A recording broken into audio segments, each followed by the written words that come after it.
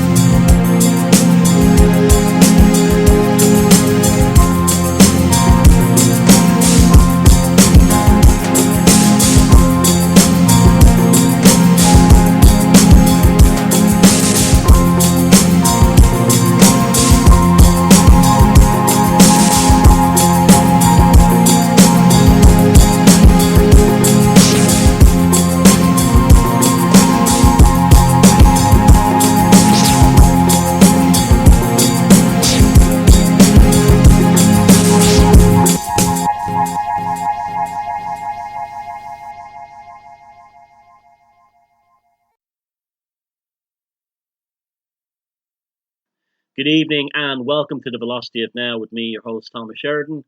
It is Friday the 13th, 2000 and October 2017. I think it's 710 years since the Philip II rounded up the Knights Templars, who were just a bunch of religious bankers like the Vatican Bank, and had some of them killed in token executions, although the vast majority of them escaped to places like Scotland and Ireland, which is why you have, Freemasonic cults grew out of these parts of the world. Now, it's very interesting. It's been a while since I did a program. I don't know why I wanted to do it. I just felt like doing it again. I was in a bad way about the whole YouTube thing. They demolished a lot of the videos, huge numbers of videos, and took the monetization off them. Not that I was making a fortune to begin with, but it was a nice little handy piece of cash coming in, and it's basically more or less history now. And then I thought about it, like, I'm not going to do YouTube anymore, blah, blah, blah, blah, blah, and all this kind of thing. Considered switching to other platforms and so on, but at the end of the day, you're just not going to get the reach that you'll get from YouTube. And it's also, these new platforms are really not, they're really not what they're cracked up to be. I think this whole supposed exodus to these other platforms is not really happening. There's problems with things like Vimeo as well. I think the video engine in that is very poor. Look, the way it is that nothing has even come close to YouTube. Nothing. And for the first, I've been on YouTube now about 7 or 8 years, and probably for the first 5 years or 4 years or 5 years, my videos weren't monetized. So I just feel I just want to do it anyway. I've when I want to do a video like this, like a VON, I'm feeling I feel better about it again. And the thing is that I didn't do this for money.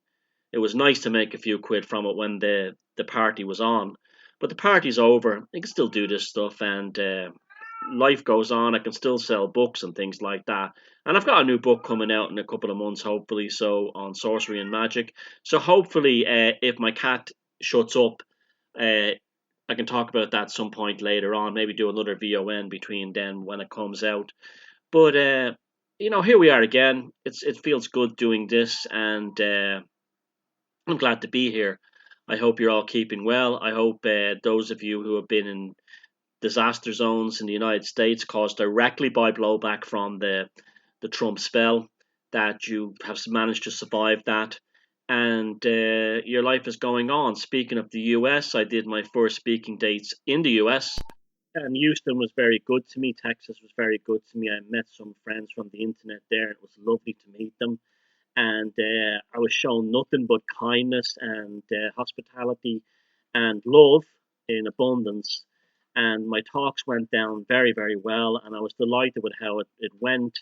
I was a bit nervous about the event going into it because it was not my kind of audience.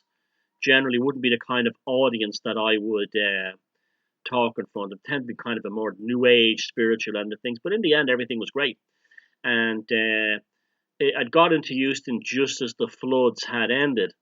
Uh, and I didn't see any mass devastation, although it was incredibly hot. Jesus Christ! And it was nice to get back into America. It was nice to feel that kind of American vibe again. It's been a while since I've been there, and I really do have a lot of a huge place in my heart for the United States because it's given me so much in my life. So thank you, America, for giving me the opportunity to go back again, and I hopefully will continue to go back there and enjoy that amazing, amazing country full of wonderful and amazing people. It was in many ways it closed a lot of circles that had been open for me in my life, and it meant a lot to me personally. Not for any kind of ego thing, but it was like I wanted to see America again. I was ready for it, and not that I ever had a problem with it, but it just felt right going back at this time, and I'm glad I did. I'm at the Awaken Con event in near Reading in November. If you look online, you'll see that it's I think it's November. It's in mid-November, and you'll see that. Yeah, and it's the weekend that has like the 12th and 13th in it. It's that weekend, and you look at Awaken Con on Facebook, and you'll see that's there. So I'm looking forward to that. I hope to see many of you there as well. I also did a talk at Glastonbury, and that went down great. It was a huge crowd came out for that one, and again, so it's been really, really good. It's been in work wise, it's been very, very up and down, but output has been good, and that kind of thing. It has been a good response to anything I've been doing lately, so I'm very happy about that. At least that's going well. Um, Other things I'm just trying to think to popping into my head. Yeah, it's like what's in the news really? What's in the news? Well, we had the horrific event in Las Vegas, and of course people jumped on that immediately with the whole false flag conspiracy thing. Now, in this case, like I always said, it takes a lot for me to believe in a false flag, but I do believe in them. But most of the ones in recent years that have been called false flags, the evidence is extremely tentative. They, I wish people would actually believe that Muslim terrorism actually exists. Jihadist terrorism. Let's not blame all Muslims, but jihadist terrorism, it actually exists. Unfortunately, there's a sizable demographic out there who seem to think that every murder that's ever happened in the history of this planet from day one has been orchestrated by government or by Gladio or George Soros or someone like that. No, sometimes terrorism happens. Actually, most times terrorism happens, and a lot of mass shootings are crazy people. Las Vegas is a different one. It's early days yet, but I don't believe. And this is my here's my aspect of the conspiracy. Right, I do believe there is very, very fishy things going on with Las Vegas, but it's not government involvement, except for maybe anti-Trump elements in the US government trying to feed the conspiracy to get themselves get the heat taken off who's the likely culprit. And I don't mean in terms of organizing it, but in terms of inspiring it, and people like Hillary Clinton. It's just come out that when the security guard and the maintenance guy were shot at, the security guard was actually hit, that the reception downstairs did not call the police right away. This is extremely worrying because something else happened at the event. A woman, and not the only one, said that there was somebody, Latino looking people, were going around saying you're going to all die to the crowd, firstly. And there's a very creepy and disturbing, very casual video taken by a female taxi driver who suddenly finds herself in the middle of all this, and it shows what appears to be a second shooter. Though remember, it's Las Vegas and there's flashing lights everywhere, but these flashing lights do seem to be timed with the sound of the guns. There's also some other videos and there's different caliber weapons. Now, Steve Paddock, the anti-Trump fanatic, definitely had different caliber weapons. So it's possible that he could have had one in one hand and one in the other. He fired it, and then he fired the other one at the same time. It's unlikely, but it is possible. We can't, the idea of if you're into a conspiracy and you're an old-fashioned conspiracy theorist like me, you don't look for confirmation bias. You look at all the things that it could be that might explain it in logical way, and and then you find the gray areas or the fishy stuff in there. You can't just be using see, a classic example of confirmation bias is people saying he was in a sniper's nest. No, he wasn't in a sniper's nest. He was in a hotel room. How did he smash those windows open? Well, you couldn't break those windows with a sledgehammer, believe me. He had high velocity machine guns. He obviously shot through them and then just probably kicked the rest of the glass out or used the butt of his rifle.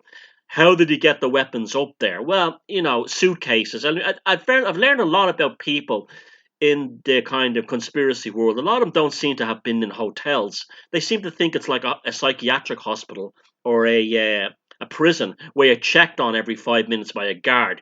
Once they give you the door key, you are the king or the queen of that room as long as you were in there. Believe me, when I was in Houston, I was in my hotel room for a long time, and it was just basically like being a king. You're basically completely private and you're left alone. This is why hotels like them exist. How did he get all those weapons up? Elevators and suitcases with wheels. These are not the bones of contention. The bones of contention for me are things like why the most horrific and biggest mass shooting in the United States suddenly goes dead in the media and is replaced by all this bullshit around Harvey Weinstein's penis. Now, Harvey Weinstein's penis shouldn't be a surprise to anybody and what it got up to. Anybody with 1.5 brain cells is fully aware that this is how Hollywood operates. It's full of sex freaks, pedophiles, weirdos, and so on. There's nothing new here, and these people acting like they're all shocked, I believe, is the liberal media diverting from the fact that Steve Paddock may well have been a liberal terrorist. Now let that one sink in. You say, how could someone be a liberal terrorist? How is that actually possible? Well, I'll tell you how it's possible. If he's psychotic, if he's unstable, and you have a media, right, a media that's constantly attacking Trump, no, morning, noon, and night for everything. This will build a psychosis in a fanatic. And a fanatic will kill if they're prompted to, believing they're on the right side of justice. And you just see this with all these mentally ill social justice warriors. They will kill somebody, tear down statues, because they have the same kind of self-righteous mentality as these Bolsheviks, the same that we had in Russia and so on. And they did the most appalling things. And I think this is an expression of the same thing. There's something about the leftist mind and sanctimonious self-righteousness that when it's weaponized, it's actually the most horrific thing of all. That because they really believe they're killing for good and not killing for war. There is a moral imperative to their butchery and slaughter. And Paddock, to me, from what I can tell, represents that. He represents that mindset. Someone who was... Look, let's talk about the night when Trump was inaugurated. You had a maniac who set himself on fire, and this is what a religious fanatic does, underneath Trump's hotel room screaming, "Not my president." Setting him fucking self on fire. Now that's a fanatic, right? And you think he would be the only one? Couple that with this guy Paddock probably having all kinds of other issues from alcoholism to maybe anything, wants to go out a hero. He wants to go out a hero by fighting against white nationalists and racists, which is how the mass media have portrayed anyone who voted for Trump. They're not even conservatives, or they're not anything anymore. They're right-wing Nazi, Hitler-loving racists. Spawned from the initial comment by the most evil female on this planet today, Hillary Clinton, when she dehumanized these people, dehumanize them for their democratic choice, I might add, by calling them deplorables. Now, the right wing in America and the alt right have been much better at sorcery and magic and deflecting all this stuff through bardic satire. It's very true, lefties cannot meme. Right wing and alt right people, and remember, folks, I'm in the middle. I'm not either left or right. I'm a casual observer. But I admit that I'm glad Trump is president for two reasons. One, the maniac, the insane maniac, killer and lunatic and career politician, psychotic psychopath Hillary Clinton is not president. And two, he is a good, energetic, disruptive force in reality. He is shaking up reality from its complacency and bringing in new ideas, new concepts, new ways of and part of this whole new idea of doing things is things like memetics. It has brought this element of sorcery out from the alt right, who've done a phenomenal job, and it's driving the left insane. You cannot fight against bardic sorcery and magic. You cannot fight against it. Only with stronger and better bardic sorcery, and they don't have it because lefties are so self-righteous. Like any extreme lefties are so self-righteous, and all these social justice warriors and Antifa and all these people are so self-righteous that they're like cult members, and they don't know how to have a sense of humor anymore because there's no internal sense of feedback pathos. They cannot see themselves as being a problem in themselves. They can't laugh at their own absurdities. Where people on the right do laugh at themselves. That's why they took the deplorable comment and they sent it right back by calling themselves deplorables. It's the classic thing. Very, very, very brilliant. And the left's frustration has increasingly grown. They're great TV pundits like Michael Moore, who's supposed to be this great comic genius, or John Oliver, have been reduced to pathetic, childlike, infantile jokesters. They're not even funny what they're trying to do. It's your typical kind of like Lisa Simpson level political satire. It's ridiculous. It's not funny, and it's tearing them apart. Now, when you have this level of frustration, it creates a psychic firestorm. Now, if you have a psychic storm, okay, if you have a regular storm, right, and a regular storm like a hurricane is blowing across a town, what will be lifted from its foundations? The house that has the weakest construction. That's the one. The one that has the weakest foundations will be blown from the landscape. Steve Paddock had the weakest psychic foundations, and he was blown by this psychic firestorm into the Mandalay Hotel, where he decided that he was going to hunt deplorables for game because they had been dehumanized into racist hicks, white trash, because he carefully selected his target, a target-rich environment in his psychosis, because like all liberals, they are obsessed, fucking obsessed with categorizing and racially classifying people in demographics. Oh, the great unracist liberals are obsessed with racial demographics.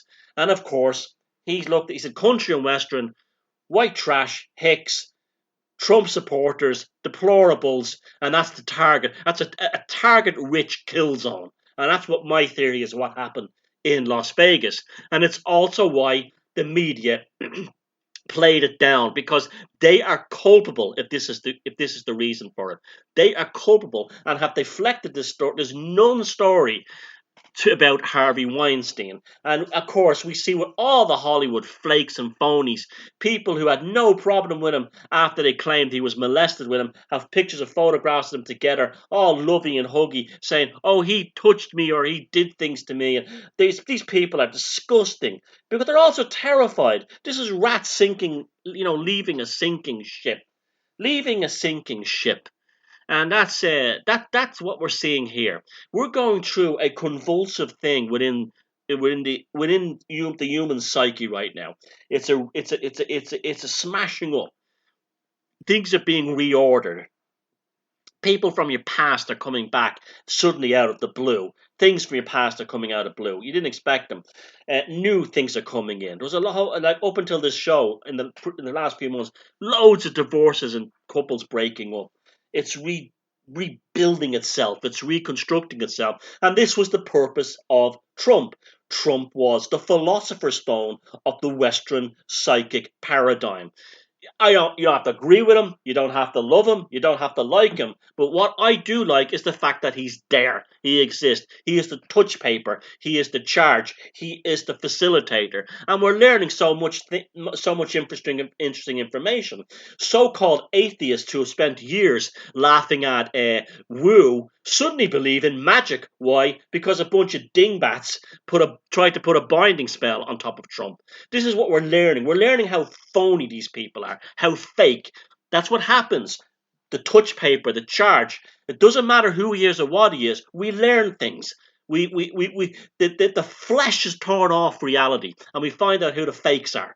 The flesh is torn off reality, and we find out what people's feelings really are and really what they're about. And this flesh is torn off, and it exposes the rotten guts or the healthy viscera below the surface.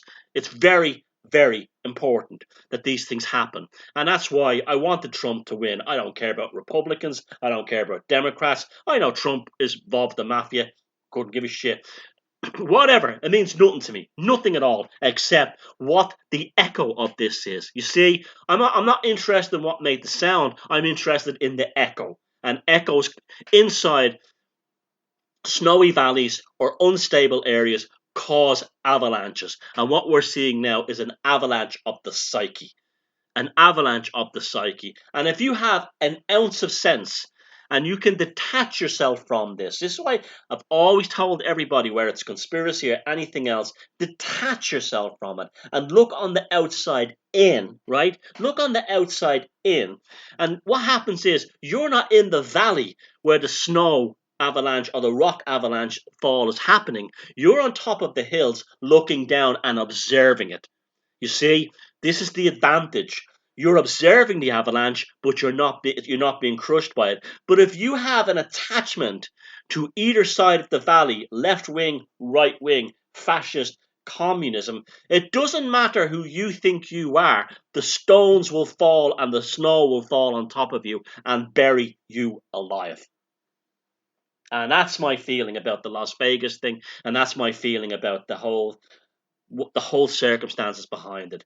Am I right? I don't know. I'm putting that out there. Now, another thing, and I don't like to be the type to go, oh, look at me, I'm vindicated. But I can remember 4 years ago, I put an article on my blog, right? And it said, did Jimmy Savile model his image on Moira Hindley? Most people said, that's a very interesting idea. That's quite plausible. And that was only further compounded by the fact when Savile did that Louis Theroux special, a segment was cut out that was edited out of the show where Louis Theroux asked him about Jimmy Savile, and he said, about Moira Hindley and the Moors murders, and he said, I am the Moira Hindley story. And so people who said, Thomas, that was an idiotic idea. You know, it's true. A friend of mine said recently in Manchester, history has a great habit of silencing critics. A great habit. And so it's actually come out now, even in the mainstream media, that he was involved with the Moors murderers. It's coming out piecemeal, just like we'll eventually discover that it comes out eventually. We'll eventually discover it. It's just like the pusher thing. It's all gone very quiet. Hopefully, if there was a pusher, I just put the idea out there, following on from Professor Grave Jackson. If there was a pusher, if there was one, hopefully he stopped killing and he's run away. And that's all I wanted from doing that. But the police are still saying there never was a pusher. But remember, back in the 70s, there was another pusher who was in London, who was pushing people on the underground trains. And they kept that quiet for 40 years because they didn't want to cause a panic. So, time is the great, and the great leveler, the great enabler, the great fixer. And, we'll wait. I'm not looking for vindication. I'm just saying, if I can see these things and I'm not that bright, the rest of you can see it. Just pay it. It's like the whole thing with the water bucket challenge. Remember that water bucket challenge? People throwing buckets of water all over each other, and it was so creepy, and it was a mass global humiliation ritual. And people I thought had more sense were putting buckets of water over themselves, like in this kind of weird baptism, and putting a video on YouTube. It was horrible. It was just horrible. Everything felt weird about it. There was definitely some kind of ritual. It was probably the last great mass ritual. And at the time I posted on Facebook, that's what it was. And I posted I posted a picture of Jake Stratton Kent's, publication of the headless rite or the boneless rite, which is an invocation of an entity that's done within Thelema magic. And again, look, sorcery is everywhere. Magic, if you don't want to believe in it, that's okay. Now, people, I'm quite different than your conspiracy theorist type person. That I don't believe that these people sit down and do these rituals, these satanic balefoil rituals. I don't believe that. I think, yes, there are some cases that they do it, probably among the more sort of like royal aristocratic types, as we saw in like Dennis Wheatley's novels. He was a whistleblower. But in many cases, these kind of rituals are they're passive. Because if you don't find sorcery, sorcery always finds you. That's the end of it. And so we've seen this horrific story at the moment of this poor young woman who the video and the photographs are all over the place. I won't watch the video, for Christ's sake, I won't watch it. But she's topless in the back of a car, or just in a car, and she gets out the window doing one of these stupid wild girl things, and she's decapitated when her head hits a pole. It's an awful thing because she's a child. The child will have to go out and spend the rest of her life knowing that's where her mother died. It's just horrible. But that's part that the way they're pushing that everywhere, it almost seems like it's a ritual. They're pushing it in your face. Read things in. See these. Don't they want you to. They're doing things now. The ones who are pushing that everywhere, it's a sacrifice of a woman. Just like you'd see in the old dentist, the old things where they have a naked woman and they sacrifice her, right? Well, that's what we're seeing. We're seeing a sacrifice, but it's a passive sacrifice. It's not, no one sat down and said, let's find a woman, make her topless and kill her in a car. No, when the video comes on, these pathological impulses within the dark, the brothers of the left-hand path, the sisters of the left-hand path, the passive ones who don't control their sorcery, push this stuff out there because it harvests energy. It excites them and turns them on. They don't know why. You're suspended within a sea of sorcery. It's everywhere. Everywhere. And this is why I'm always telling people, to study your mythology and so on like that. Because it's all a lie. It's all fake. We haven't heard from him in a while. Let's see what Anto and Deco are doing after this commercial break.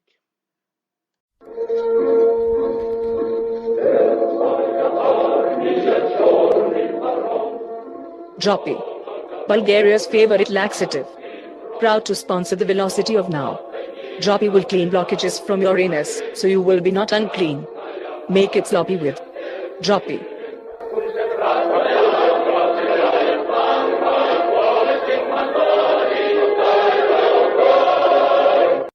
Right, Deco, you story.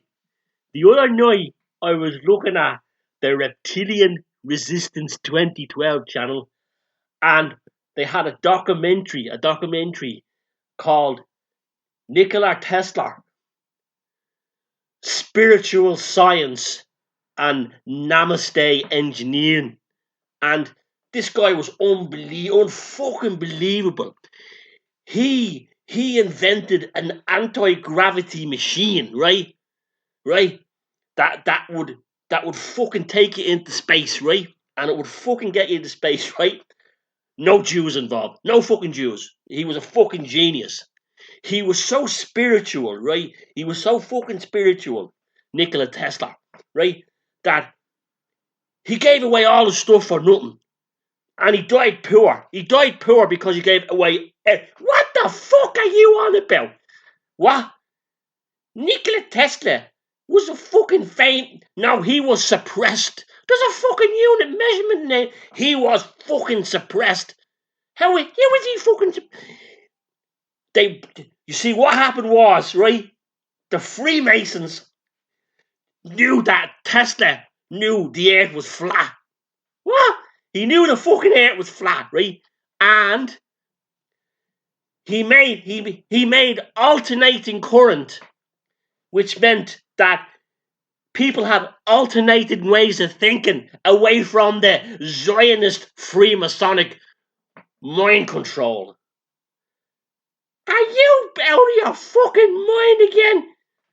What? Are you telling me? Are you fucking telling me what's on the Reptilian Resistance channel is not real? Of course it's not fucking real. I fucking research. Now smoking a fucking bong full of skunk while watching YouTube fucking videos is not fucking researching. It's fucking no. And that's why you fucking think Tesla is a fucking spiritual or a fucking mystic. He was a fucking eugenicist. He was fucking not suppressed. He has a fucking unit named after him. What the fuck? They teach everybody all about him in fucking college. I never heard about him in school. You can't even fucking read and write. Of course you didn't fucking hear about him. You didn't fucking go to school. You were fucking off midging every day. He invented electricity, and Alexander Graham Watt stole it off him. No, he didn't. He got one of the biggest fucking contracts in the world, you dumb fucking cunt. It was to build the Niagara Power Station. The whole world runs on fucking Tesla electricity. What are you all fucking on about? What? Alternating current is used everywhere in the world. Tesla is considered a great genius by scientists. Then how come he died poor? I'll tell you why he died poor, right? Because the fucking Alexander Graham Marconi took his fucking money. No, you stupid bastard. That's not what happened. He made a fucking fortune and he wasted it. He fucking blew the money. What he did was he went down to the patent office every fucking day and he was filing patents that cost huge amounts of money. Half the fucking patents were for the things to kill inferiors. What are you on about? He fucking hated people who were not intelligent. He wanted eugenics to come back in. But he wouldn't have killed people who were spiritual. Like fucking me. Well, you're not. Well, you wouldn't kill spirit. He would fucking kill them first. He thought that only scientists should be allowed to breed and have babies. You fucking idiot. I told you not to watch that fucking...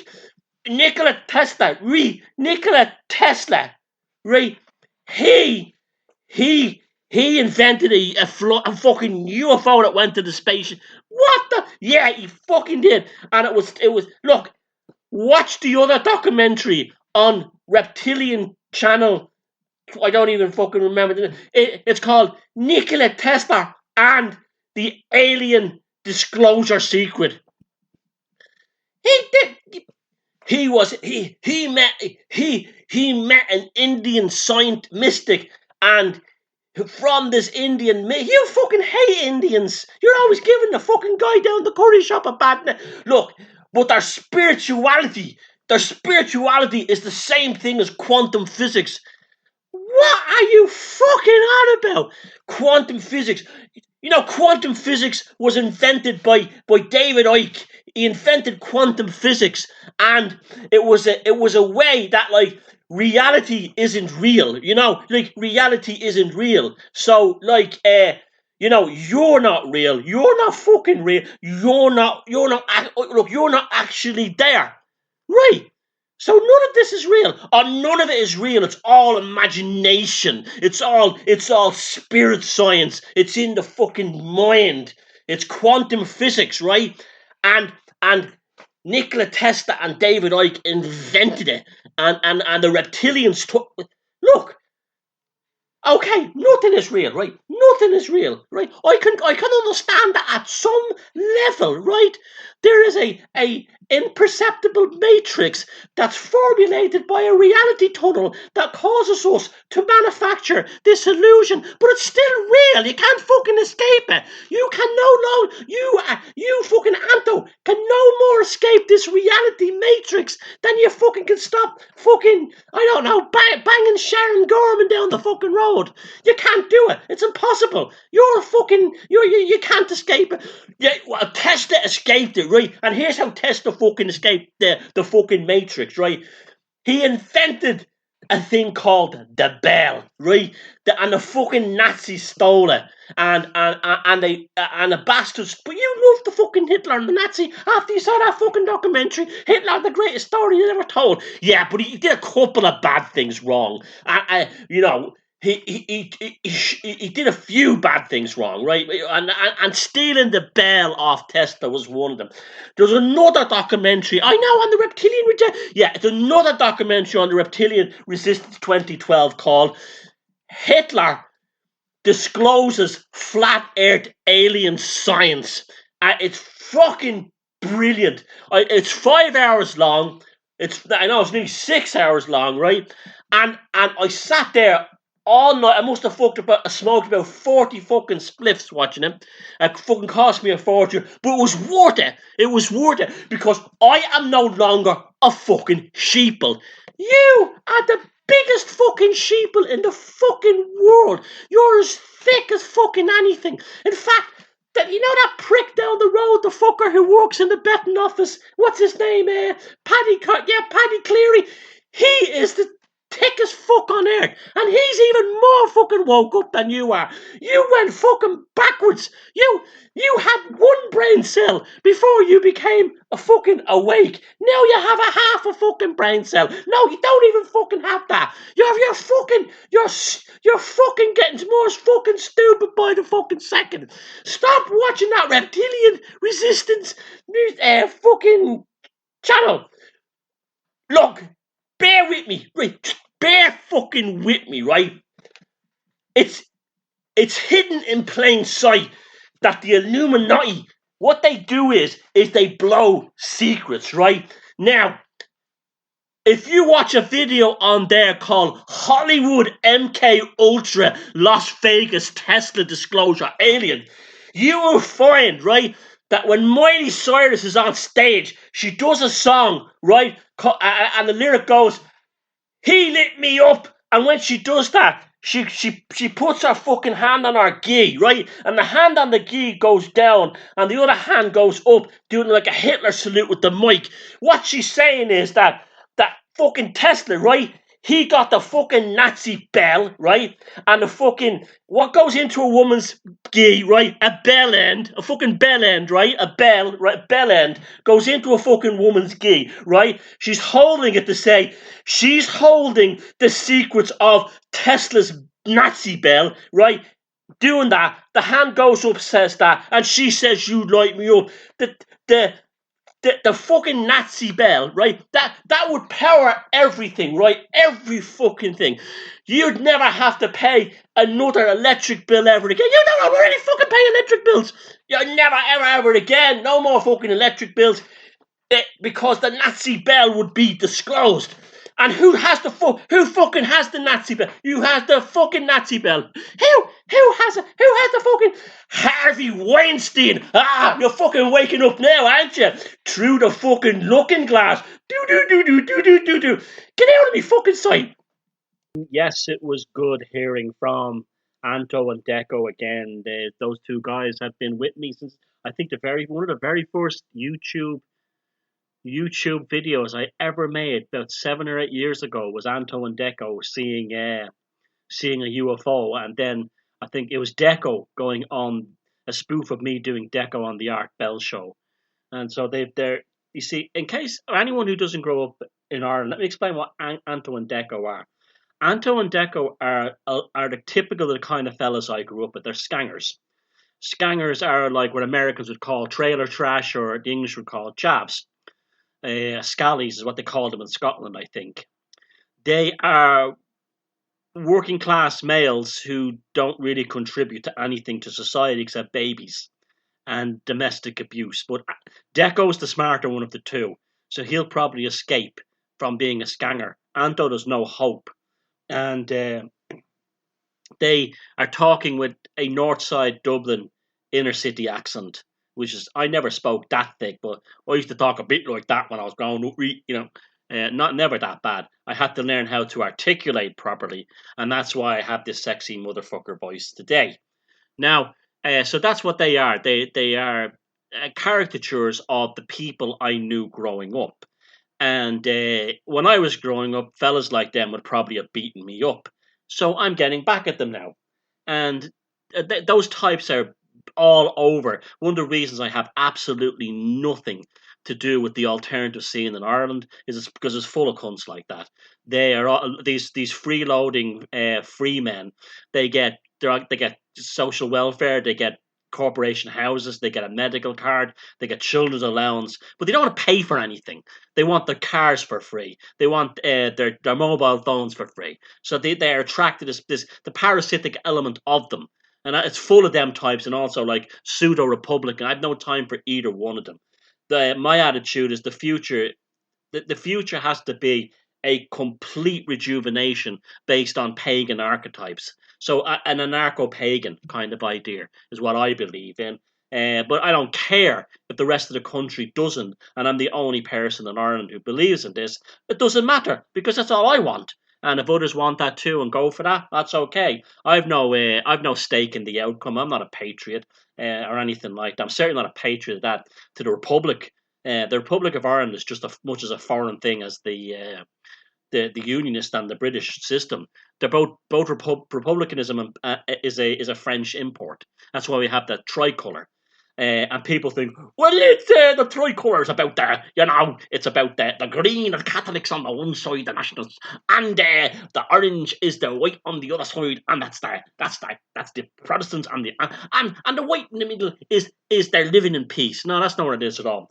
The orange on one side is the Royal House of Orange, the Dutch royal family of King Billy, who's also responsible for the argent of the English client state, the harp insignia.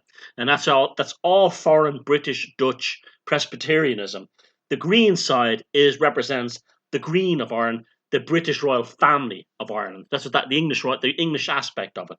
The traditional colour of Ireland is, wait for it, blue, not green. That green thing was an English imposed thing. That's where that came from. And the green, and growing up, like, United Irishmen wore green sashes because they were showing that they were part of a Masonic cult, a Masonic diametrical kind of idea. Royal families, remember, the Battle of the Boyne was not about the English and the Irish, the Catholics and the Protestants. It was about two royal dynasties. That's who it was. That's what James and King Billy were about, which I have to say, in the otherwise disappointing Trainspotting 2 film, there's a very, very funny scene where Ewan McGregor and the actor who plays Sick Boy, Simon, start going to rob wallets out of a loyalist club in Edinburgh. And by some chance, he ends up on stage making up a song about 1690 and the Battle of the Boyne. And it's hilarious. It's the best scene in the film. The film otherwise is one long... It's got some good bits in it. And, Ewan McGregor's an they're all excellent actors. It's got these constant flashbacks. It's almost like, they're reliving the glory of the original film. It's very annoying. It's a bit schmaltzy, as is the ending. I would have liked it to have been a bit more dysfunctional and a lot more funnier. But having said that, it's not complete rubbish. It's not awful. Speaking of other good films, there's a very good film I saw recently, in fact, a superb film I've seen recently, called The Devil's Bride, a Swedish film. And it's about an island off the coast of, it's got English subtitles, an island off the coast of Sweden 400 years ago that was subject to the country's first ever witch trials. It was very interesting because they showed how the demolition of that society took place. Before they moved in on the witches, quote unquote witches, right? You could see they showed correctly that a lot of the witchery and a lot of the thing was bitchy women and women rivalries against each other that caused these witch trials, because they would make up lies about each other over sexual or other kind of jealousies. But before they could do that, they had to destroy the integration, the psychic integration of the community, by getting rid of the healers, the ones who knew about herbal lore and medicinal plant lore and this kind of thing. And they got rid of once they got rid of them, they had an open kind of a cage into the persecution of quote unquote witches. And so you see, a lot of this persecution comes from this whole thing of attacking the lore, the folklore, the herbal lore, the medicinal lore, the mythological lore of these rural and these agrarian communities, because that then opens the door for the Abrahamic infection to spread like a malignant cancer. And you see that very well done in this film, especially the guy who's like the prosecutor. The funny thing is, and it's good that they showed this, is he was a typical moronic bureaucrat, civil servant, mainstream journalist type. He was doing what the law told him to do. He thought he was doing the right thing according to the law. Not because he had a hatred of women or a hatred of witches or anything like that. He was a typical bureaucrat, and bureaucrats are extremely dangerous. Senior civil servants are extremely dangerous because they cannot function independently with their own minds, and this is what allows these monstrous horrors to unfold. Not just the witch trials in Sweden, as in this film The Devil's Bride, but things like in Russia and the Bolsheviks and Ceausescu and Mao and Pol Pot. They were all enabled by government bureaucrats, and this has been warned to us by the likes of George Orwell in 1984, who showed that the real big brother was the self-regulating bureaucracy of the inner party, and this is how dangerous they are. And that's what the film is. Very, very good. The Devil's Bride. In fact, excellent film. I have to really recommend that one. Go out and see it, or go get it on Netflix or whatever. And so that I've been watching the TV series The Mist, which I quite like. It's got a lot of gay cultural Marxist stuff in it. I don't have a problem with gays, and I ignore any of the overtly pushy things in it, and if the usual things like gratuitous sex scenes and all this kind of this sickening morality that you get in American TV programs. But aside from that, I have to say I think the way they portrayed The Mist as a sort of a techno spiritual idea is much more interesting than what it was done in the film. It's much more closer to the Lovecraftian idea. Like there's even a kind of a pseudo mystical. I'm about 5 episodes in, and there's even a kind of a pseudo mystical Dagon type cult has started to develop in the church among people who've confronted the kind of the underlying spiritual nature of the mist and what contains within it. So I recommend that TV show, The Mist. It's not bad. Now, it could get rubbish from 4 or 5 on, but I've been enjoying it. I like the man who's the male character. He's a cook, and he's a real cookhole, and he's married to the town slut. And I always wonder what kind of guys marry the town pump, and it's guys like him. But he's too nice. But he's being made into a real man slowly as it progresses, and he's being decookified, which is kind of interesting because. And also, uninteresting as well, Harvey Weinstein produced that show. And I often think that, I'm starting to think like a lot of the reason why Harvey Weinstein tends to hire in his programs very good actors, and they tend to be not famous, they tend to be unknowns. And he seems to have set a very high bar for the production of TV shows, particularly. And so a lot of these kooks like Ashley Judge, who learned how fame through her mother on her knees, sucking the big yin yang. She probably didn't get the parts that she thought she deserved because, well, she's Ashley Judd, and she's turned. Like so many of these maniacs, she's turned on him because her fragile ego rather than any other part of her sexuality. I don't know, I wasn't there for certain. He just seems to me like a typical of the millions of sleazebags in Hollywood. But unfortunately, some of these sleazebags do good work. Some of these sleazebags are unforgivable. I don't care what consenting adults do. But I do have a problem with the likes of Roman Polanski and children, and Meryl Streep protecting and pining after the salvation and the rejuvenation and the redemption of Roman Polanski, who is a paedophile. Let me get that in there. He's a paedophile. And that's what they want. This is how warped and twisted they are. Because we're living in an age where they are normalizing two things: transhumanism and pedophilia, sex with children. Now, the transhumanism thing is all part of this multiple gender thing. All this, like, there's 57,000 genders, and these would be 57 varieties of Heinz soup. Now there's 57 varieties of genders, probably more. And this is all part of the destruction of logic, of the mind, of reality. And that way, well, I'm not a man, I'm not a woman, I'm, well, what am I? Well, I'm something that can be easily replaced with a robot. See, that's where that comes from. See, they're very, very sneaky. And the pedophilia thing is all about, well, you can see that right now with the Harvey Weinstein thing in Hollywood, that Weinstein's crimes, quote unquote, by having consensual sex with adult women is a bigger crime than having sex with young children. And you can see where the agenda is playing out there. These people are dark, but they're being destroyed because, as again, no one's putting up to it. I'm seeing amazing changes. The mainstream media has never been more out of touch with the population.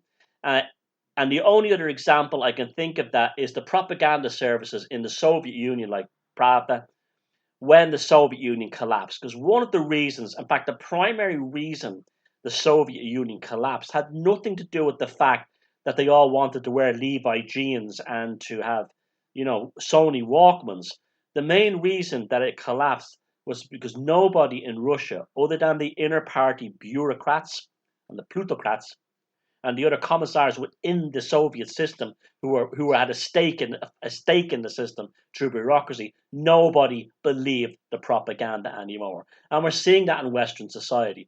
Nobody other than a handful of nuts. In fact, I find it quite interesting that Steve Paddock and what he did is not a million miles away from the attempted coup when Gorbachev was president. I know, not Gorbachev, the Russian guy before him, the drunken guy. I can't remember his name. The guy used to drink and die. I liked him. When they had an attempted coup in Moscow and the same thing happened, they took over a skyscraper and started spraying machine guns into the streets until the Soviet army, the Russian army, decided it was going to stick with the new Russia, and they went in and stormed the building. It reminded me of that. You see, the archetypes always keep coming back. And another reason why these people have put the binding hex spell, hex spell on Trump is, remember, they used the tower card. What did Steve Paddock do? He fired from the tower. What they say in the spell? Punish all who abated and got, meaning anyone who democratically voted for Trump is evil, because they think democracy is evil. And so the morons used the tower card, idiots, when they should have used the world card. Morons. The idiots said all who abate him, and that means anyone in the United States, even the ones who didn't vote for Trump. Remember, Trump's whole election was very magical anyway. Remember how the graph went? You had Hillary Clinton winning, and then it started to dip. And then right in the middle of the witching hour, between 3 and 4 a.m., it like a lemniscus, it flipped. And Trump started to overtake in a perfectly balanced. You look at the graph, it's perfectly balanced, and beat her after the witching hour. Sorcery was everywhere in this election. You are in a sea of sorcery. Get used to it and learn to read how the psychic weather in order to survive. And my book is coming out. That will help you. But that would happen in the Soviet Union. Also, Chernobyl played an enormous part in that as well, because, I've spoken about that already in other videos. But ultimately, it's because people didn't believe the media. And no one believes the Western media anymore, other than ones who have a bureaucratic or a cultural Marxist stake within the system.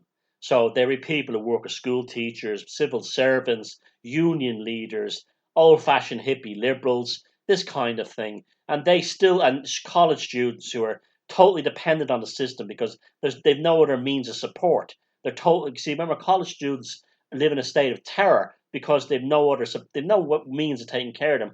Where young guys and girls who do apprenticeships and learn to be plumbers or electricians, you don't see them out protesting because they have the power in themselves. This is why I always say, if you have young kids, try to encourage them to go to tech or trade school. Than the ones in universities who are completely and utterly dependent on the system and therefore have the biggest stake in protecting it. This is why they want Hillary Clinton to be president, even if she starts a nuclear war. They don't care. They want that because it's familiarity, it's bureaucracy, it's sameness. Do not rock the boat that has brought me this far because I might have to swim. And guess what? Of all the things I know, the one thing you didn't learn was how to swim. Where people who are outside the system, like us, who are standing on the mountain looking down at, I love my metaphors, looking down into the valley where the landslide is happening, we are observing. You see, don't get emotionally wrapped up in it. Use things like politics as entertainment. I find the whole Trump thing very funny and very entertaining. I love when I see the snowflakes and the cooks and all the libtards lose their minds. Just like when Obama was in, I thought it was hilarious watching the right wingers lose their mind over his election. What was his birth certificate, his name being Barry, and that doesn't matter if it's true or not. It's just funny. Now the dichotomy is flipped. It's amazing how energy, yin yang, it's all true. Malediction, benediction, it's all the same thing. It all flips. It's very interesting and very enjoyable if you can sit back and take it for what it is. Don't get emotionally hung up on it. Don't let it tear you to pieces. Don't let it destroy your creativity and your happiness. Observe it with neutrality, because I got news for you. Both sides are lying, but you should always choose the lie that you believe will do you the least damage. Always choose, because that's the way it is. I told someone the other day, they're trying to say to me, well, Trump is this, that. I said, I know all that, but I've chosen the shit sandwich with the thinnest layer of shit. And also, I'm getting phenomenal. I can't wait for the next 7 years of this Trump presidency. It's hilarious. The see the lefties, and particularly the Guardian newspaper, Trump is going to England. I wish he was coming to Ireland, because if he did, I'd get my camera out and I'd film all the protesters and talk to them. It'd be good for a laugh. But he's coming to England and into the UK. And what did the Guardian said today? We must organise a carnival of hatred against Trump. Now, first of all, these are the people that say love Trump's hate. So a carnival of hatred, where's the love in that? That's how crazy they are. Secondly, what does carnival mean? A festival of meat. So we're going to have a festival of hateful meat golems. It couldn't be more perfect. I'm against Trump, right? I'm talking like this, but I actually grew up. I'm actually Lord Fitzmontague in Cambridge Socialist Workers' Party. But I'm putting on this Mockney accent, so you don't know that I really talk like this. Because when I'm not on camera and we're having the Socialist Workers' Party meeting, we talk like this. Oh, Monty, isn't it terrible about how the peasants are not going into this globalist cultural Marxist thing our Papa founded? And then, how do you feel yourself, Lady Jacinta? I can't function properly because the syphilis worms and the hereditary STDs from Grandpapa was shagging the coolies on the plantation in Africa. They're all going through my brain. I can't think straight. I have hereditary syphilis and also the syphilis that I picked up behind the boat shed in Cambridge after the SWP meetings. Smash the system. I'm bullshit. Yes, that's right. And me as Monty, Lord Monty Fitzhugh of the Socialist Workers' Party. Yeah, well, I'm totally against Trump. Oh, I'm totally against him because he causes class problems, mainly the working classes and middle classes are taking away my money. And that's why there's so many socialists are all wealthy, because socialists, only rich people become socialists because that's a way of them stopping the poor and the middle classes from getting their money. And how they stop the poor and the middle classes from getting their money is a couple of things. One, they bring in all these safety NHS, social services, and these kind of things. But these things are paid for with large taxes by the middle class and the working classes, who are punished with these punitive taxes that pay for all these nationalised railways. Bring back British Rail. These things cost phenomenal amounts of money, and that's one way. So how can you ever escape being middle class if you're paying large amounts of taxes?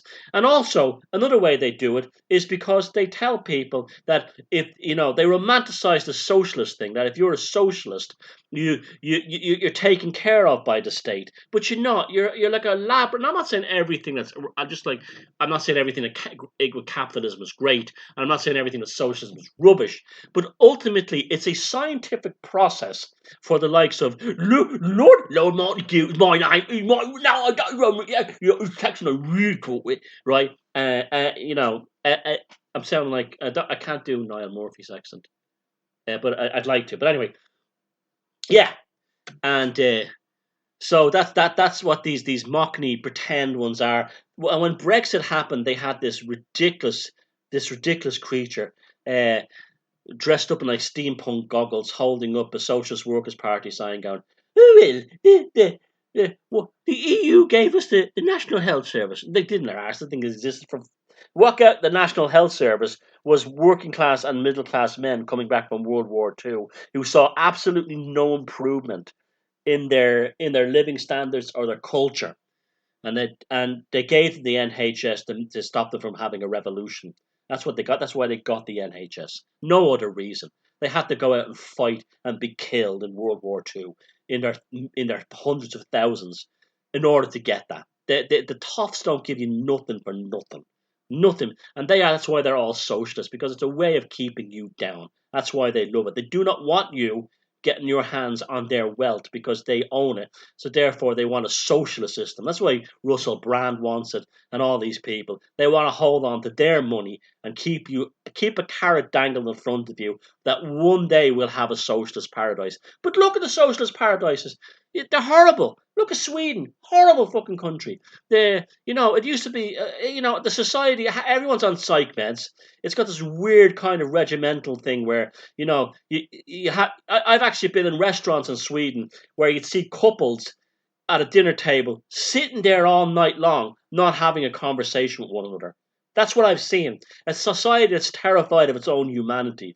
You sit on the metro in Stockholm and people are looking down, terrified that they might make a eye-to-eye contact with another human being. But they live in their socialist paradise. At the end of the day, it's no better than North Korea. They just have more shit. That's all it is. That's all it is at the end of the day. And they have, jihadist fascists ravaging their cities, destroying them, massive rapes and everything to the point, and they won't confront it. They won't confront it because they're not racist, because they're all socialists. Socialism is socialism is okay in moderation, like alcohol, like drugs, like anything. It's okay in moderation. Once it becomes a part of your life, you will find that life isn't particularly pleasant anymore, and that's why I don't like it. But that's why they're stealing your money through the guise of altruism.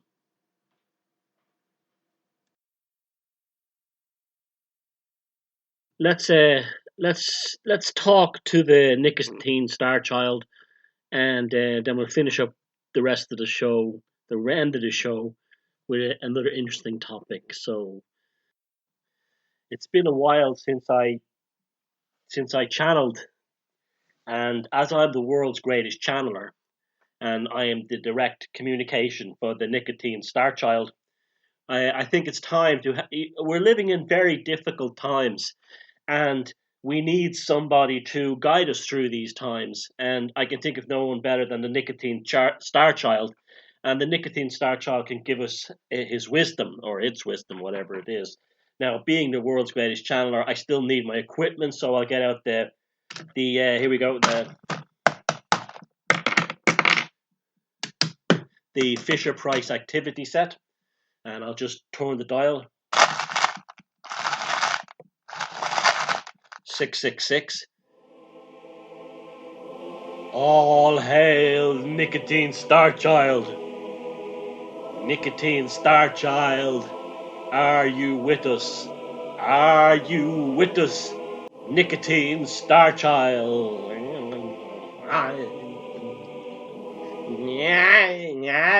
I'll be seeing you in all the old familiar battles. I'm not fucking Liberace again. Yes, Mr. Sheridan, I am back.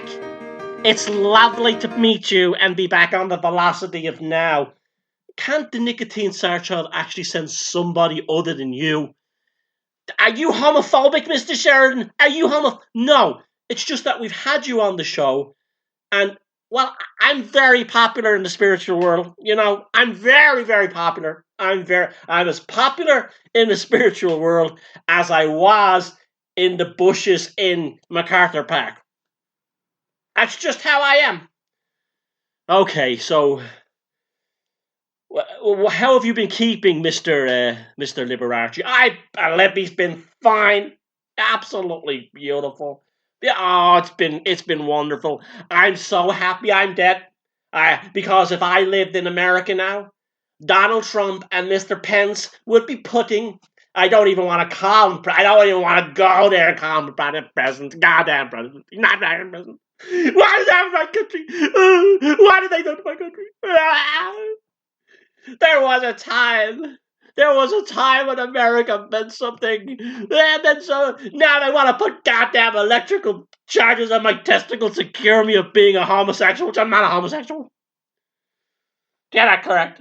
But anyway, I'm sorry, Mr. Sheridan. I'm very emotional. I'm a very emotional man, Mr. Sheridan. I'm very emotional. Libby is very emotional. What has happened to my goddamn country?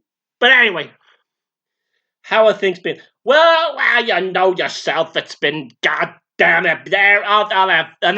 We got David Bowie, he came along. He's okay. He's a nice man, but, we don't really, musical, we got different, goddamn Prince came along. God, it has been a while since we've spoken. Yeah, well, Mr. Sheridan, time means nothing in the spiritual world. Nothing at all. Nothing. Oh, okay. So what seemed like a month or years to you, Mr. Sheridan, was like 15 seconds to me. Or 15 years. It has no meaning.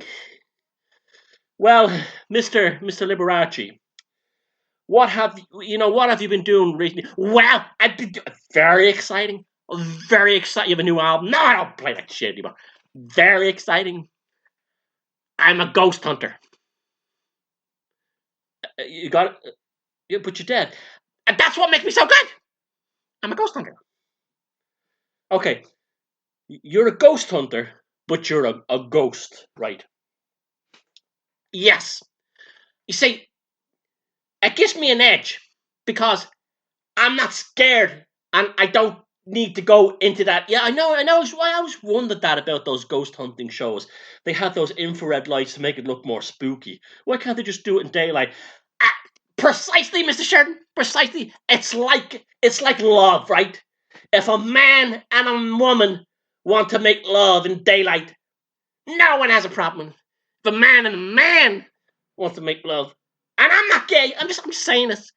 Everyone has a problem. It's conditioning, and it's mind control. Now, anyway, back to my ghost hunting. So tell us about some of the ghost hunting you've done. Oh, very good. I was in your part of the world in Ireland. No, not fucking shit.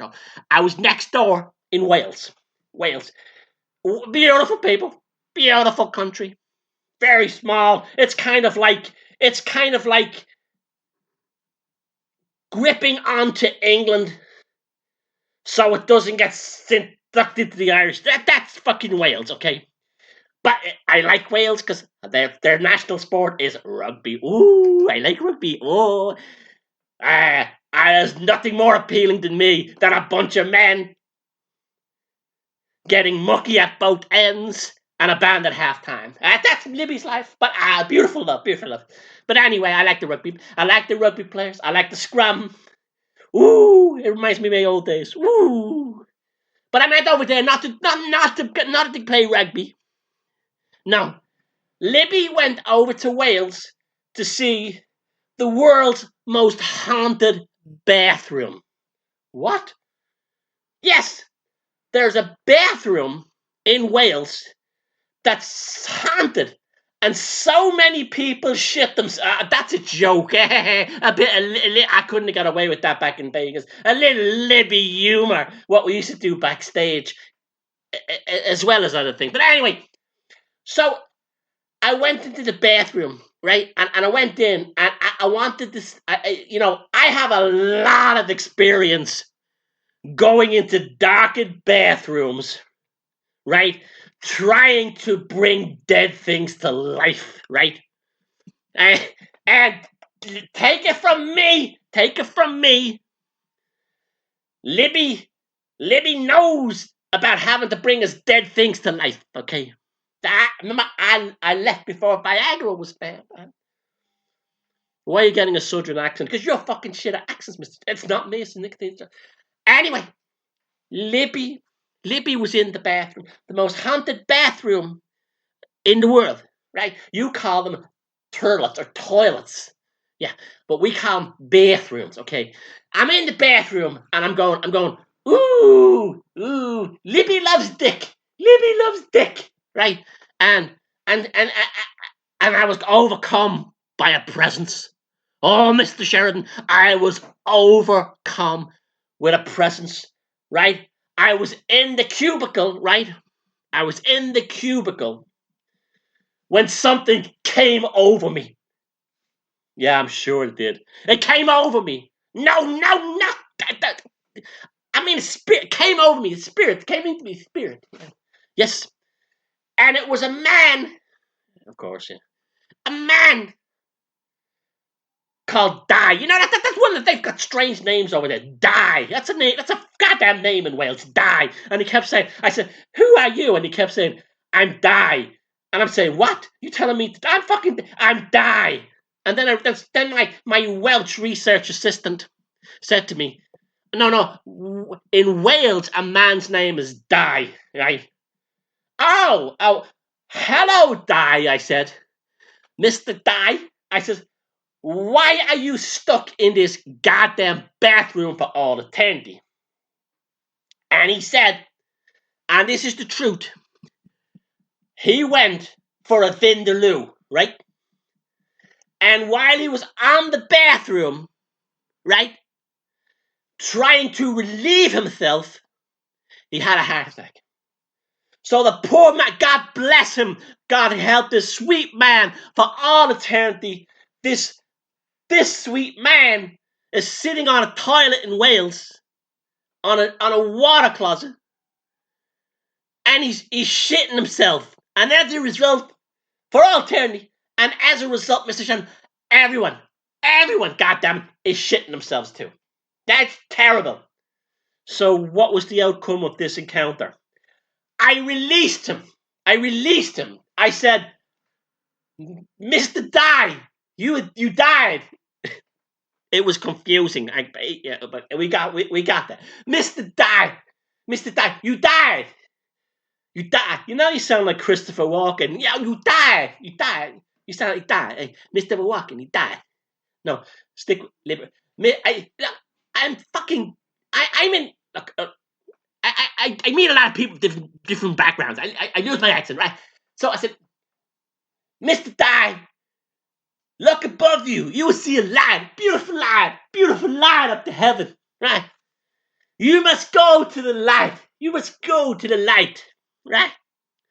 And so he went to the light. Oh, no, something happened. What happened? Well, just as he was released from his spiritual bondage, and I know a lot about bondage, believe me, but just when he was released from the spiritual bondage, some goddamn asshole came into the toilet and flushed it, and he went down the sewers. So Mr. Dye went there. He didn't goddamn sue us. I don't know where he is now. But at least we released him. Yeah, you released him like a bowel movement. But it wasn't my intention. God damn it, I can't help the fucking Welsh. Okay. So that was your ghost hunting. Yes. Any more ghost hunting? No. Because I got fired by the goddamn network. Okay. Can we have some predictions for this winter? I remember the last time we were on the show a good few years back, you gave me all these predictions and you said yes, I got many predictions, right? That goddamn Trump won't last 8 years. As God, Jesus Christ is my witness. There'll be a gay Pakistani president of the United States before he does a second term. Okay. What else? What's going to happen to Harvey Weinstein? Goddamn Harvey Weinstein! I don't know. He could be a beautiful man. Maybe he is. I don't trust those bitches that are all around saying he did this. Yeah, like, if the men came forward that I've been in their pants, and there'd be enough to keep me in hell. Libby wouldn't get out. You're changing your accent again. No, fuck you. Anyway, another prediction. A goddamn prediction. I'll give you a goddamn prediction. I'm going to name the next president of the United States of America. He won't be that goddamn Trump. Okay, what's his name? I was only joking about the Pakistani. The next president of the United States will be Michael Moore. The filmmaker. Yeah, he will be the next president. Why? He will fulfill a prophecy. Yes, Michelle, a prophecy. The prophecy says, and you sound like a southern preacher. The prophecy says, Mr. Sheridan, that at the end of time, he who has the biggest ass on the throne, and that's not me, that's him, should lead America into salvation before its destruction. So Michael Moore is going to be the final president of the United States. You're fucking goddamn right, he will. God damn it. And then what happens in the United States after that? It becomes part of England again. The King of England will be the King of America again. And Americans will be very happy because they know at some point they'll be getting a big queen to reign over them. And then there'll be no more problems. No more problems. And get that goddamn Trump will be gone.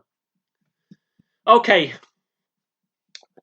Anything else you want to say before you go back to the spirit world to hunt spirits? Yes, I have one more thing I want to say, and this is important. This is important. Do you remember that I said there was going to be the Scots people were going to vote for their freedom, but they wouldn't vote. They would vote no. Well, this time they're going to vote yes, right? Scotland is going to be free. Well, thank you for that. And I'm going now. I'm on. I'll be seeing you in all the familiar battles. Yeah, I know, Wales. Okay, so that was Liberace as the Nicotine Star Child, and some interesting things there. Michael Moore will be the end-time president of the United States, and after that, the USA will be part of England again, run by the King of England again, and that should be interesting. And now I know why I don't channel him that much. Well, that was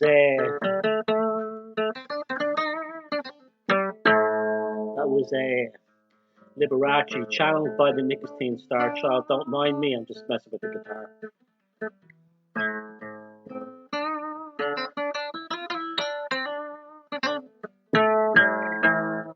Oh, I wrote a funny song. I wrote just the intro to a funny song. It's called W.B. Yeats Blues. I woke up this morning, my mod was gone. That damn woman, she did me wrong. She cut me down by Innisfree. The goddamn woman, she left me. I'm a WB8 and a terrible beauty is born.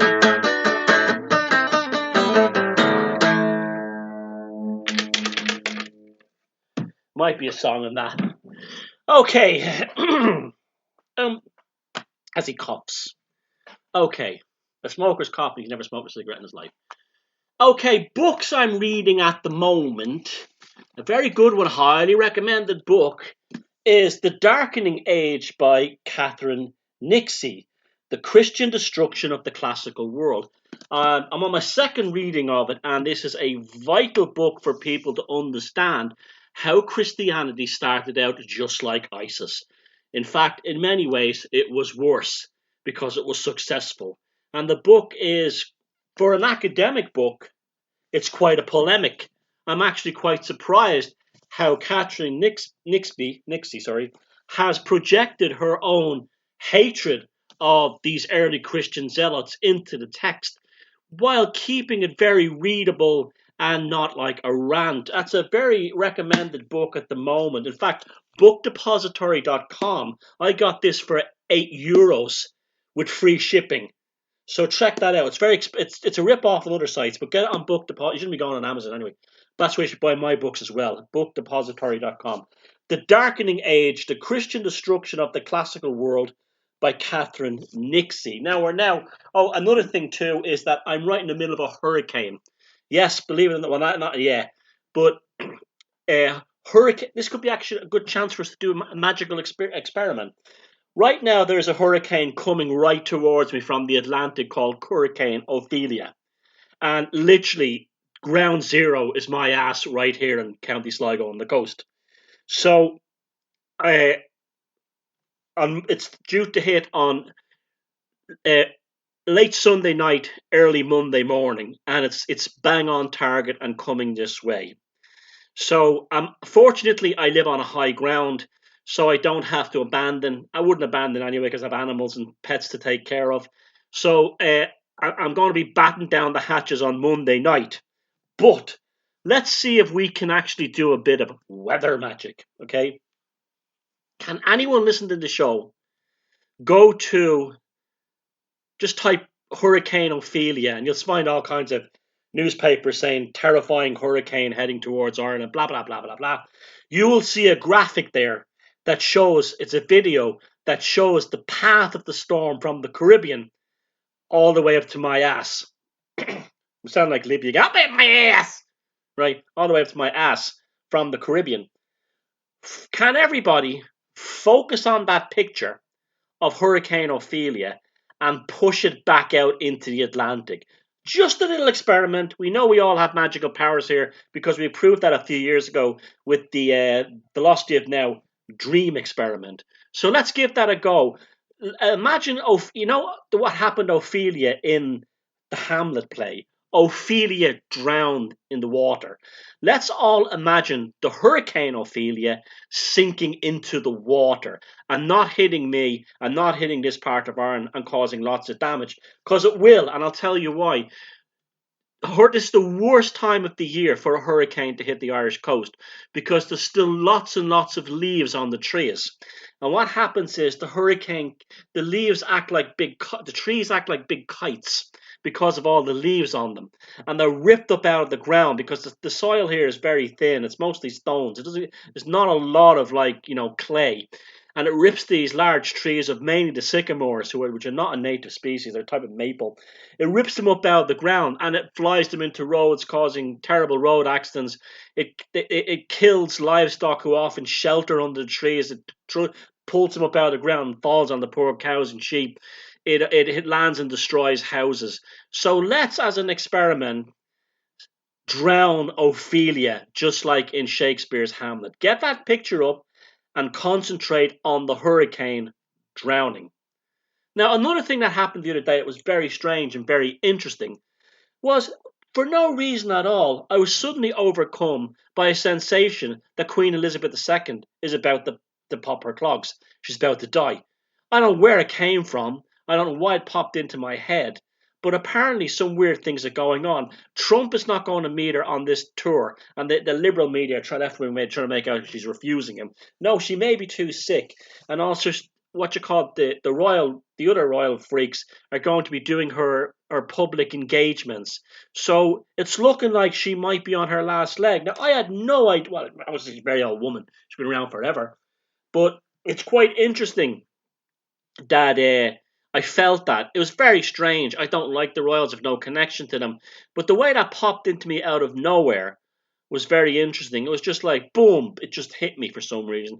I don't know. I think I was looking at an old map of London, and I wasn't even thinking about the royals. I was thinking about ghosts and the kind of like that the magical haunted nature of London the other day. And when that popped out, so that was an interesting experience. So maybe she will or maybe she won't. I don't know. For the final part of the show, before I get to that, I want to thank everyone who listens to the show, especially those of you who have been around for years listening to the show. Thank you very much for that. I really appreciate it. And I'm glad that you're still on board and you're enjoying it.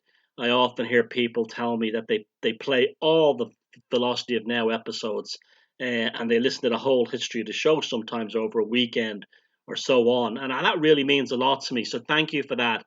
And thank you for any contributions you've made to me by buying books and so on.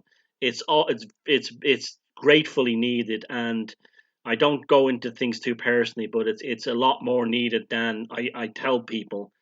Uh, anyway, I don't want to go too deeply into that. And also, thanks for sharing them. If you can share these shows around and help build the audience, I think I'm offering something here that no one else really offers. The comedy, the insights. I don't talk about things in the usual way. I'm not a repeater that much. And I generally try to keep all these programs as original and interesting as possible, just because I like my own life. I like original and interesting and creative things, and I like comedy a lot. So the idea of that is very important to me. And so, thank you for continuing to support this show and asking for new episodes. I do them more often, but there's lots of reasons why I can't. But that could change in the future. Maybe when I'm in a better position in my own life, I can have more time and space to do these things properly. Maybe even do them on video or something. But again, it takes right now at this stage in my life. I'm not anywhere close to a position to do that. But I'll always be keeping my output going and so on. And again, thank you for your support. I'll also have my 2018 calendar. I'll make a video for that on this Thomas Sheridan Arts channel. And please subscribe if you haven't subscribed. Please also subscribe to my open source occult TV channel, which is where the majority, actually nearly all the stuff to do with magic, sorcery, and the occult and the mysteries and stuff paranormal are on there. So I'd be grateful if you could subscribe here, share around the links, go over to open source occult TV and subscribe there. And again, share around the links. It doesn't hurt in any way. And there's also there's a link at the bottom of this to get to everything you need to know about me, my articles, the show, how to get the books, and so on. So anyway, thank you for that. I'm also doing with Maria Wheatley a megalithic tour of Ireland next spring, next April. There's details of that on thomassheridanarts.com if you look there. And I'm also doing Megalomythomania event in May, early May in the UK as well, which should be pretty fantastic. Again, go to thomassheridanarts.com. We'll have a great time if you come on the Ireland tour, and day tickets are available, so you don't have to book into the entire tour if you don't want to.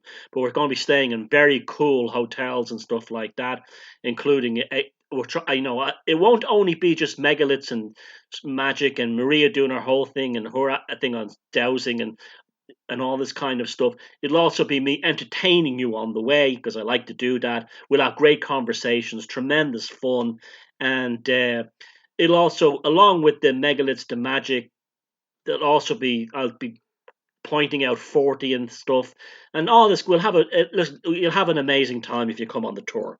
So it's called Esoteric Ireland 2018. Again, thomassheridanarts.com if you want to be a part of that. And believe me, it might be the only one time I ever do this. So it's a unique chance to sort of like to live with me for a week or so, and to experience my view of the world, which is often very funny, very interesting. I try to be, and I like, I have a great deep love for the ancient historical and sacred sites of Ireland, and I want to share that with people personally and up close. So look about thomassheridanarts.com. You get information from that. Now, speaking of magic, and you know I love this topic and sorcery and occult, and it means a lot to me in my life, and it's given me a lot in my life. It's allowed me to deal with psychopaths, to write two books on psychopaths, and very much Amble of the Psyche, which is currently out of print, was very much a book written about, from the aspect, even though it dealt with social engineering, from the idea of sorcery and mind control. Particularly, I've always been interested in folk magic, and that's always been my kind of main interest. Now, there's a few things I want to talk about. I found out that around here where I live, there's quite a few witches, Now, I'm not talking about like Wiccan witches. I'm talking about, they wouldn't call themselves that, but they're people who understand lore of the medicinal plants. And a surprising number of them, and very interesting stories. And I didn't know this until very recently, and I'm going to try to interview these people on video, or at least on audio if they're shy. But a friend of mine worked in a local hotel here, and I think a pot of soup had fallen on her leg, and she was severely burned and had to go to hospital to have her trousers had to be cut off her, and her skin removed. There was very severe burnings, and it was having trouble healing, and was very painful. She was told by someone in the town, actually it was a woman she worked with, that one of the guys that she knew who lived out in the bogs could heal people by licking them. Now that sounds funny to begin with, but here's the most amazing thing. These two people already have told me that he's cured incredibly painful rashes and also severe burns with a simple quick lick on where the burn, or it sounds disgusting, but bear with me, this is how folk magic is. Now, how this happened was, and it's really interesting, is that he was out on the bogs during the summer cutting turf. We use that as fuel here, and it burns like a mixture of coal and wood. It's very good fuel when it's dried up and cut into sods. And he saw a lizard, and something told him to pick up the lizard and lick it. I know it's weird, but this is how these folk magic things come about. Nature and your subconscious mind communicates with you. He picked the lizard up and suddenly was aware subconsciously that he had the power to heal burns and skin diseases and skin pains and rashes by licking them. And he's actually done that ever since. And he makes no money from it, and he only does it just to help people in the community. But what's even more interesting, apart from if it's not amazing enough already, is that my friend was telling me that he says it only works if you believe in it. And I've heard that again from other people. Like another parent, she was also telling about her sisters had a baby that had really bad colic. And they went to the hospital, they tried every medication, everything. And along came a woman in the neighborhood who could cure colic by putting a piece of rope for a second or two, a little small short piece of rope, in the baby's mouth and pulling the colic out of the baby. And the child was instantly cured. Now, for that to work, the parents have to believe that the magic works. So it's funny, I'm suddenly discovering that I'm living in an area that's a bastion of herbal lore and magic in terms of witch magic and witch healing. And that's also another video you should check out. I spoke to Duncan O'Flavin in Texas about Appalachian folk magic. It's very similar. But this stuff is what we had. We had this before doctors. This is what we have, and this is what they destroyed. And but we haven't lost it. These people are still out there, and they keep it to themselves, not for fear of persecution, but when they're called, they arrive. So we haven't lost it. We always remember that it's still out there. Now, back to magic and a different kind of magic. Suppose you wanted to continue working sorcery, but because of things like the English witchcraft law and religious fanatics and Christians, what would be the ideal method for you to continue working sorcery and no one would actually know it was real magic or real sorcery? Now think about it. I'll tell you what it is. It's stage magic. Stage magic in many of the top stage magicians, I'm not talking about the ones who do tricks in nightclubs, but you probably find a few there too as well. I'm talking about the big guys, Dynamo, David Blaine, David Copperfield. I'm talking about these guys, the ones at the very high end. A lot of them, not all, are actually using real magic, but they put it out there under the guise of doing tricks. Therefore, if they were to actually go forward and say this is real magic, people would laugh at them. They wouldn't get booked for gigs. They wouldn't get TV shows and so on. But if they can hide it in the idea of it being tricks, or in it being the idea of being just like stage magic, as being entertainment and fun, they can do and show us how real magic works. Now, we all remember back in the day watching those fantastic David Copperfield specials on American TV. Amazing, right? And he did things like he made the Orient Express disappear. He walked through the Great Wall of China. Do you remember that one? And he made the Statue of Liberty vanish. Now, the whole thing was, that's tricks. But the fact that you go, wow, and you believe it, that's magic. You know what I'm saying? That's the magic. The magic is the response you have to it. It doesn't matter where you believe it's real or not. If you're looking where the Statue of Liberty was and it's there no more, if you saw him disappear into the Great Wall of China and come out the other side, you say it's tricks. You laugh. You're not threatened by it. The religious orders and people who go around being debunking and skeptical types, they can't debunk and make skeptical attacks on it because it's just entertainment. It's very clever. Now, David Copperfield's a fascinating man. He was started doing tricks and magic stage magic for parties and stuff when he was 10, and discovered he was very good at it. Now, what do they say? What they say about magic? Magic is the art and science of causing change in accordance with will, and the art part of it is the talent. You having the talent to do it, and he discovered very early on that he had a talent for magic. He also, this is genius when you think about it. He was invited to join the magic circle when he was 12. Now these guys are tricksters, stage magicians, but they know all about the real stuff as well. It's all part of it. The glamour is part of it. The whole spectacle, the charm. That's all real magical things. The conjurations. And David Copperfield has one of the largest collections of magic and occult books on earth and devices. He's an incredible collector of these things, and it's put out there. That's just a hobby. It's just something he does, but it's not. It's the real thing. And in some cases, not all his tricks, but definitely in some of them, he'll use the real thing now and again. And this includes working with entities. That's, because you need entities to travel outside space time in order to achieve certain things, either in the future or in the past. You need to get information.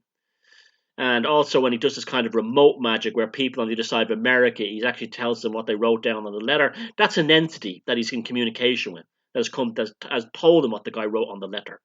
They're doing real magic. They're not doing tricks all the time. They're just hiding it. Very, very clever way of avoiding ridicule, or even in the old days, death or prosecution. Just say it's conjurations. Just say it's tricks. Again, the Fool card in the tarot, the Joker, the last deck that's put in. The Joker's always the last card in the deck, just to remind you that this stuff has the real power, the real control of the king, the queen, and all the court cards inside the deck. Great stuff. Now, Copperfield has there's just something about him, the way he looks and everything. He is part of this idea of being the great public stage magician, but also he doesn't play down that it's tricks, that it's not real magic so much. Say someone like Harry Houdini. Harry Houdini, I believe, is actually writing a book with Lovecraft to diminish and put down all supernatural things. And a lot of this was to protect himself. If Houdini's using real magic, and by God, if Lovecraft absolutely was using real magic and knew real magic, a great way of protecting yourself is to debunk yourself, or to show that you're just an entertainer. Now, we all know the famous stories of Houdini. He tried to contact his mother through seances, and he spent his life busting fraudulent mediums. But that's not the same thing as saying that seances were rubbish. In fact, when he died, he said that if he could, he would send a message from the other side. It never was received, as far as anyone knows. But if he thought it was all bunkum, he wouldn't have said that when he went before he died. He wouldn't have done that. It's a great way of hiding the real thing. Beautiful, actually. Corporations do it. Sigils are logos of corporations. Great sporting events and spectacles like the Super Bowl or the Olympics opening. That's all magic. It's all conjuration, and it's all spectacle. It's all fascination and this kind of thing. Now, these guys are doing the real thing. Yes, there's real obvious trickery involved. That's to give comfort.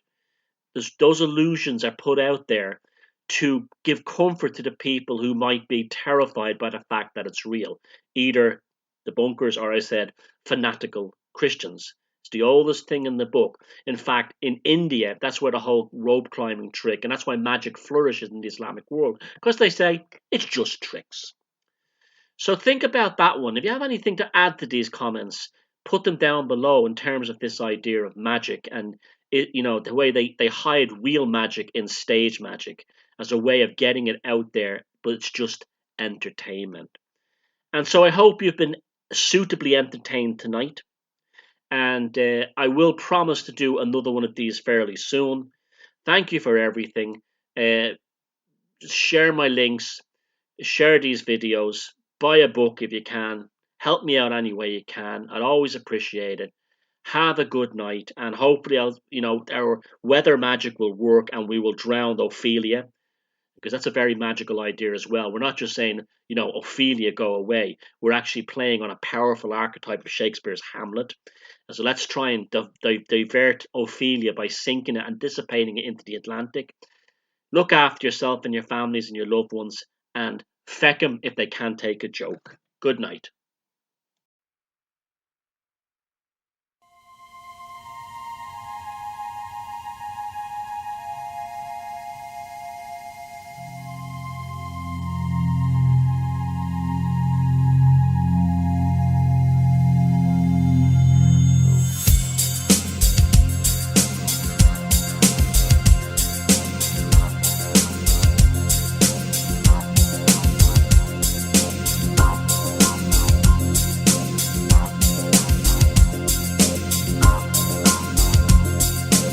Need for salvation is a very interesting thing, especially when people talk about their independence, their free will.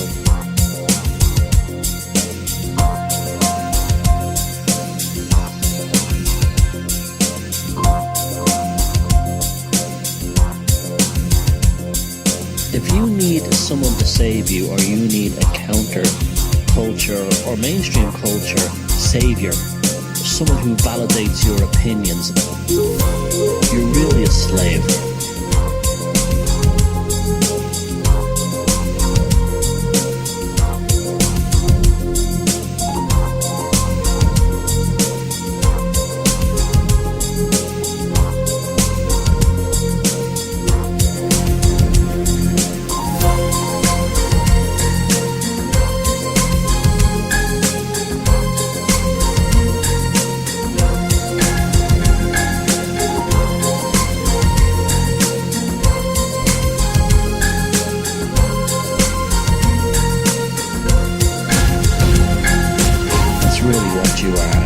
suffering from a disease. And the disease is that you have not understood that the problem is really your belief in external salvation beyond yourself. If you didn't need to feel this desire to have an authority figure or a celebrity or a politician validate and express your feelings, you wouldn't need these saviors in the first place. And this is the root of the problem. We are very carefully controlled from the time we're children to have a sort of the need for a savior. There is no turning back. You got to face the truth. It's all you have to do. Hit the ground and run. Take a second glance towards the rising sun. You grow up with that picture of Jesus Christ with his Dionysian beard and long hair, and his softness and his Aryan looks.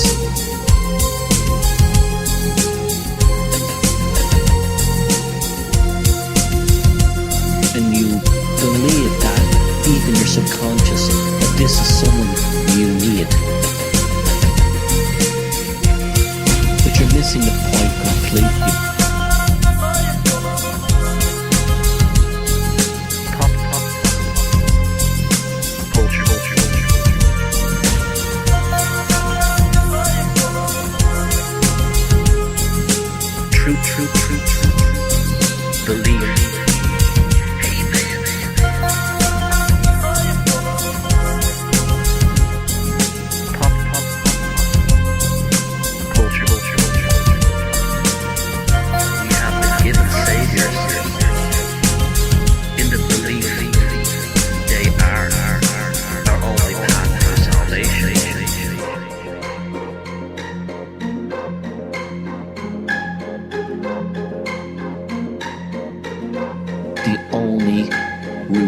Salvation is your own ass. Accept it and please deal with it.